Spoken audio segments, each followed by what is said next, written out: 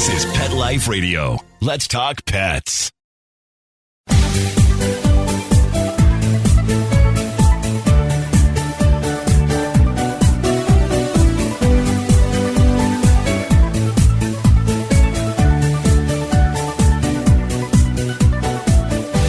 Pet parents, pet friends, everyone listening. This is Michelle Fern, host of Best Pets for Pets on Pet Life Radio.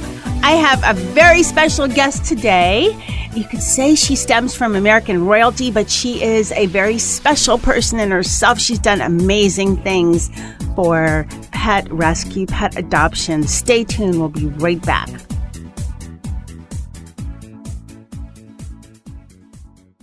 Hanukkah, the German Shepherd that I rescued, was stinky, skinny, and scrawny, full of skin rashes and scratching. And I started feeding Hanukkah Dinovite, and he became such a happier, itch-free, stink-free dog that I dug deeper into the website. DINOVITE.com. What if, in addition to Dinovite, we do the raw beef and the egg diet and see what happens? Forget all these 50-pound bags of formulated, extruded, processed cereal bits that cost a ton of money anyways.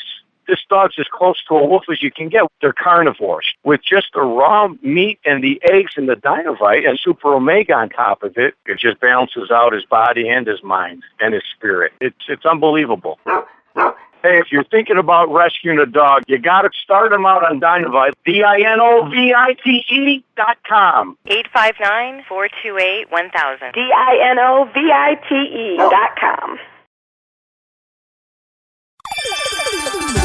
Let's Talk Pets on PetLifeRadio.com.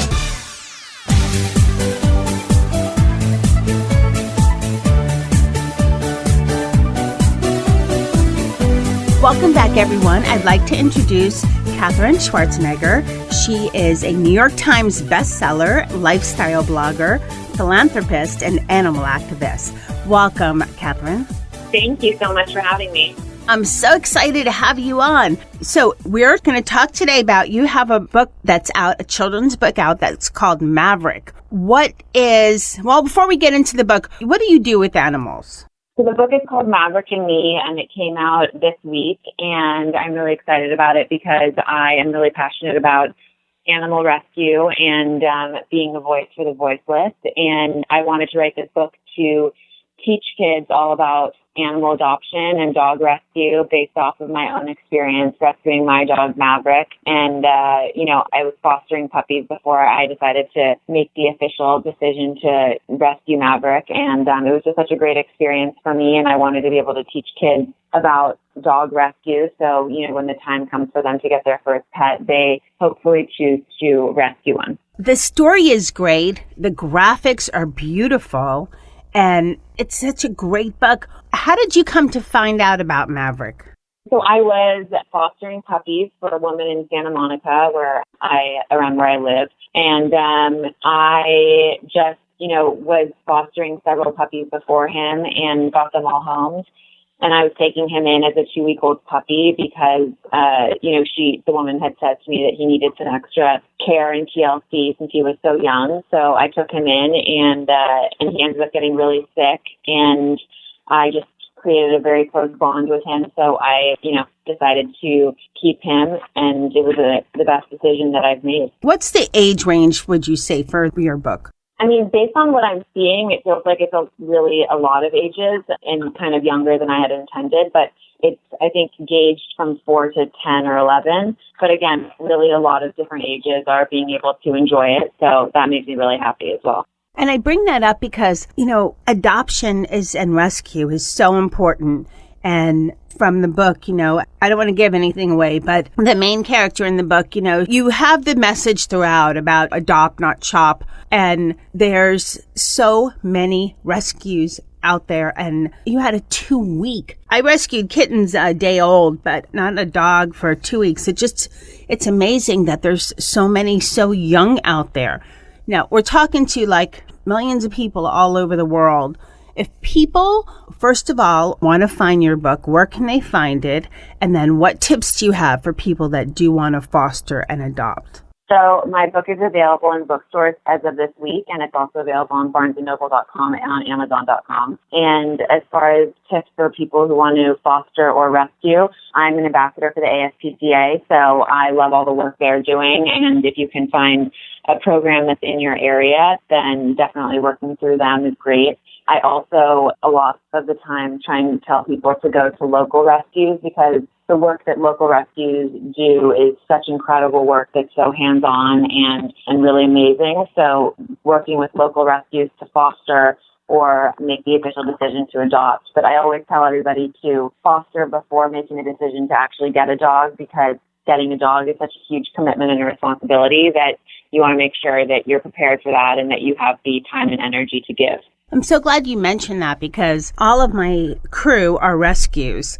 And Mr. Z was a rescue right around a hurricane time in 2005. And he was actually returned to the Humane Society where I got him. And I've heard that story over and over again, that people, they'll adopt an animal, be excited, and then return them for whatever reason. You know, the dog growls or the dog is a little skittish or whatever. But that's almost from my experience and probably from your point of view, I'm guessing that's normal when they're afraid. You know, it's a new home for them. Yeah, definitely. I mean, dogs are, just as receptive as human beings are. So to be able to take the time that they need to really make them comfortable and make sure that they get acclimated to their new environment is really important. So yeah, again, just taking time and finding what works for you and what works for your family is really important. So tell us, how is Maverick doing now? He's great. He's the best dog in the world, I think. And he's such a bundle of joy and has taught me so much about my life and about responsibility and unconditional love and, patience. So for me, it was one of the best decisions that I've ever made and, something that I'm really passionate about and a big advocate for. So he's a great little pup. He's very cute, and his coat, as you could tell, is kind of like a brindle or marble striped coat. Do you know what mixes he is? I don't know what mix he is. I tried to do one of those tests to see what mix he is, and it was inconclusive. So I don't know exactly what he's made up of, but he's the best. So I'm thrilled with whatever blend he is. He sounds like he's the best mix there is, which is what I call mutt. I think mutts are amazing. Yeah, no, he's definitely a mutt. I think mutts rock. I mean, they're generally, from my experience, and you could let me know what your thought. I think they're healthier than some purebreds because they're not as prone to certain breed illnesses, and I just think they're fabulous. Yeah, definitely. What message, because this is a children's book, so that they learn early on the huge benefits of adopting rather than shopping. Where, as far as for people to, like you said, look inside their own homes and as far as responsibilities and so forth, what is the, one message you would like to let the pet parents know who might be listening, not so much for their children, but to bring an animal in their home and how it benefits the child? Because I think animals are a great experience for children growing up. It teaches them a lot of things. Yeah, I mean, the overall message that I hope people get from the book is just, to teach kids about dog adoption and animal rescue and to get kids excited about it and passionate about it. So that's my main hope for the book when people read it. And I've always found that it was really amazing that I was blessed to be able to grow up with so many animals because I think that teaches kids so much about responsibility and about compassion and empathy. So for me, I'm a huge advocate in having children grow up with pets and around animals and things like that. So I can't advocate it enough for parents to be able to, teach their kids about this and hopefully go get the book to be able to teach kids about it in a fun way and hopefully they enjoy it. What you said you grew up with a lot of animals. What did you grow up with? I grew up with dogs, around horses. We had, just a bunch of different rabbits, a bunch of different kinds of animals growing up. So it was always something that was really fun and enjoyable for me and made my childhood and continues to make my childhood really fun to look back on.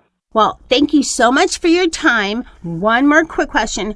Thank you. People can purchase Maverick in a number of different places. And do you have any other books or any books coming out soon to join the Maverick book?